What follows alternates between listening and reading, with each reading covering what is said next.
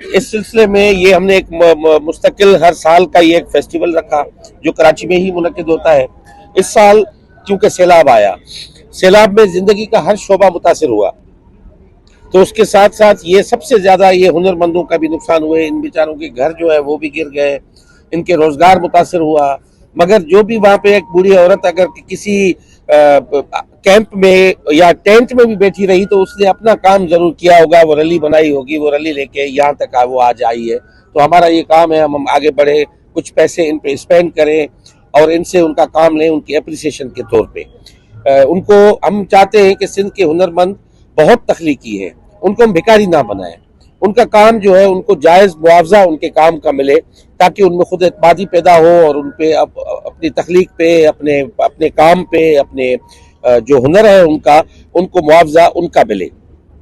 तो इस सिलसिले में ये इवेंट हुआ। और दूसरी खुशाइन बात ये भी है कि अभी आज जो है वो लोक स्टूडियो का भी हम लॉन्च करने जा रहे हैं। लोक स्टूडियो वो हुआ, उसका पस मंजर ये था कि शाह साहब, अमन शाह साहब हर साल एक बहुत बड़ी आलमी उर्दू कॉन्फ्रेंस करते हैं हर साल, बल्कि वो हर साल का फीचर है। और वहाँ पे एक सेशन था, उस सेशन में मैं भी शामिल था, जहाँ असगर नदीम सैयद साहब ने कहा था कि अब हमारे जो सकाफती वर्षा है, जो हमारी लोक मूसीकी है, उसको कोक से निकाल के बाहर कौन लाएगा। तो उसी वक्त मैंने कहा था कि हम इसको लोक में लाएंगे और लोक स्टूडियो बनाएंगे।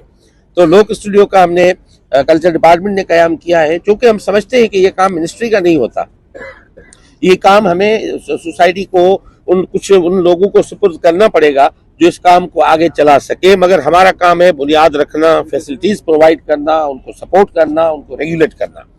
तो आज लोक स्टूडियो के कुछ जो प्रोडक्शंस है हमारी वो आज लॉन्च होगी और ये सिलसिला मुस्तकिल चलेगा। तो ये दो हमारे फीचर्स थे आज के इस इवेंट में। अब शाह साहब